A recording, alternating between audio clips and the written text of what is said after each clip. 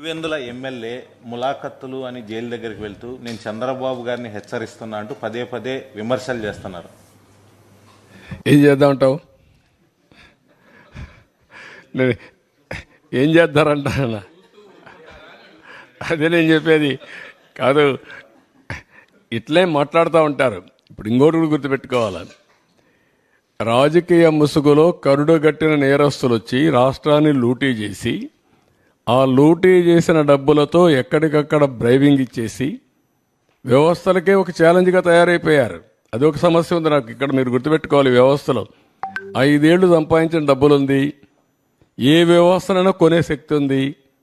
ఆ వ్యవస్థను కొనే పరిస్థితికి వస్తారు. అందుకే మార్నింగ్ కూడా బ్యాంకర్స్ అని చెప్పాను, 200-500 రూపాయలు రద్దు చేయండి, క్యాష్లెస్ విలేజెస్ ఉండేట్టుగా ఎక్కడ చూసినా డిజిటల్ కరెన్సీ ప్రమోట్ చేయండి మీరు అని చెప్పాం. అవన్నీ ఏంటి మనం చెప్పేట్టు లాంగ్ టర్మ్లో